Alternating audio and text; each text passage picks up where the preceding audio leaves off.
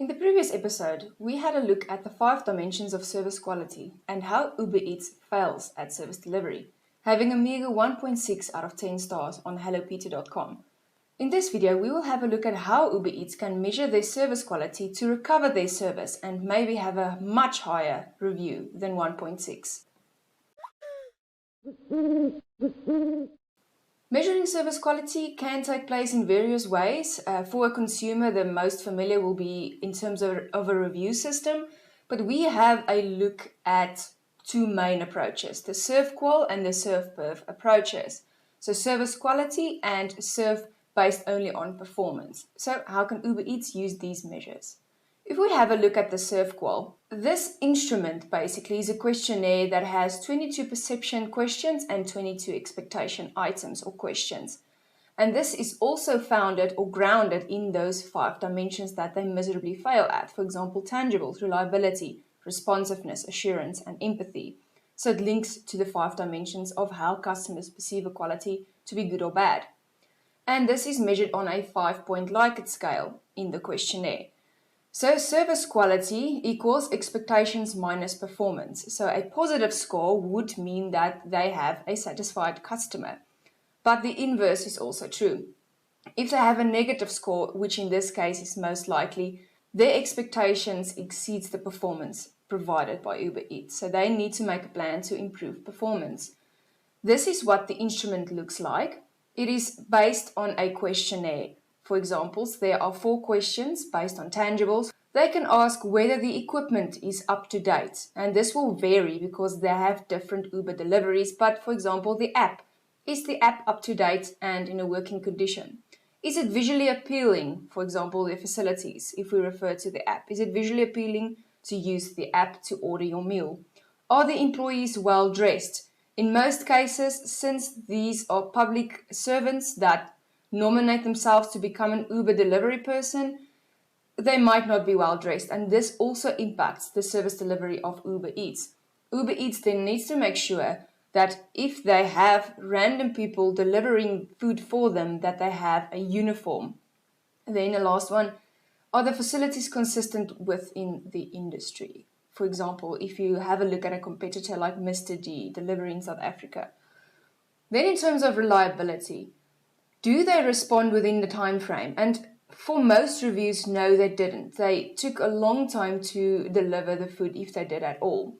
Then reassuring when problems arise. This was also an issue. Most reviews attest to Uber Eats ignoring the queries, no feedback from them to solve the problem. So Uber Eats really needs to make sure they comment on each and every review, whether it's on Hello Peter or social media platforms, and whether it's via the customer care line, so that they reassure their customers when an issue, a problem arises. Are they dependable? Unfortunately, a 1.6 out of 10 will show that Uber Eats is not a dependable delivery service.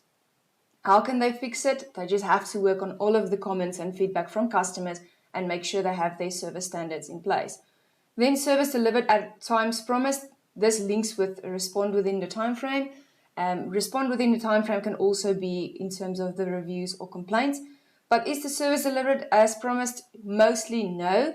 And do they have accurate records? In terms of responsiveness, do they inform customers when the service will occur? Yes, the app shows them exactly when the food is picked up, when it was delivered. But then it so happens that it shows delivered, but the customer never received their food. Prompt service from employees. In this case, Uber Eats does not do well in this. The employees need to receive training to handle difficult situations. Employee willingness to help. Unfortunately, this is the same. Employees aren't that willing to help. Maybe they have not the proper training to deal with the problems, or they just simply don't care. Then employees respond to request, and this is also a problem with Uber Eats. There's so many thousands and thousands of reviews where the employees either ignore or don't acknowledge the problem that occurred. Then assurance, employees are trustworthy. So this varies. The employees obviously designing the app and keeping that up to date are trustworthy because the app is working. It is just the delivery people that are not trustworthy because either they don't deliver or they have excuses for delivering late or not delivering at all. So the main problem lies with the delivery personnel, and Uber Eats needs to address this issue. Then customers feel safe in dealings. How Uber Eats can change this is to have drivers in uniform, clearly marked cars, so that people know exactly that it is Uber Eats delivering the food and not a random person that is suspicious. Especially in South Africa, we are very up in age, not knowing who visits our houses and who to trust, and customers need to feel safe. Then employees are polite. Mostly employees seem to be polite, but in the cases where the delivery either doesn't take place or it's delayed, or when it comes to excuses for not delivering or delivering late, the politeness goes out the door. And this can be solved easily if Uber Eats just provides a standard of service offering to the delivery personnel and also provide them with sufficient training. Then lastly, employees have support to do their job well, and this links with empowerment. If they received the necessary training, perhaps they had a guideline on how to work and not wing it and cause basically such low reviews. Then the last category or dimension, empathy. Firms provide individualized attention. So because of the nature of the service delivery of Uber Eats, obviously each customer has a unique order from a unique restaurant on their vendor list. So yes, they do provide individualized service, but whether this is individualized attention, if we have a look at one of the prior reviews where the restaurant was listed as Muslim and it actually was not, or halal rather, then they fail at that component. Then employees provide individualized attention. This is where the delivery individuals needs to be considerate. For example, if the person is disabled, they need to deal with that differently, and so forth. Then employees understand customer needs. The employees, starting with Uber Eats management, the app developer, and also the delivery personnel, everyone involved in service delivery with Uber Eats needs to understand their customers have various different needs. For example, the food specialities, halal, vegan, vegetarian, gluten-free, and so forth. So they need to make sure this is exactly as it should be. And then employees have the best interest of the customer in mind. And then lastly, operate at convenient hours. So yes, Uber Eats, the concept is quite wide in terms of service delivery, but then this is a risk because if a person orders at 10 o'clock, then having a driver available and reputable and trustworthy becomes a problem. So this is how Uber Eats can use the SERVQUAL methodology to send out questionnaires to perhaps new customers that's used this service for a while, so that they can get feedback and improve accordingly. An alternative approach would be the service performance or SERVPERF, based on performance only. And this is one of the most basic approaches. And with Hello Pizza and other review services on, for example, Facebook reviews, that is kind of already being done in terms of the 5-star review. So on Hello Pizza, they have a 1.6 out of 10.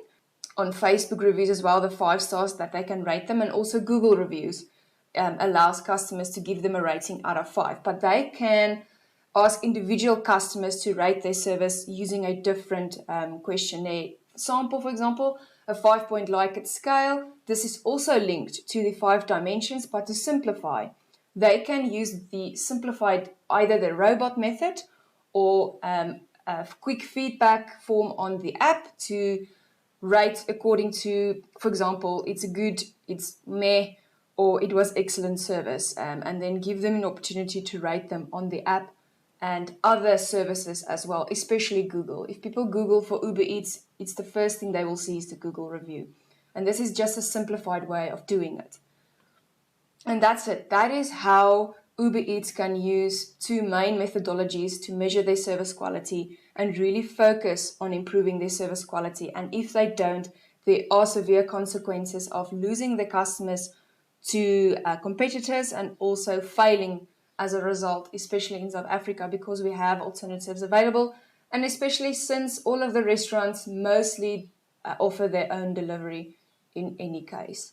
So thanks for watching. I hope you can also use this for your business.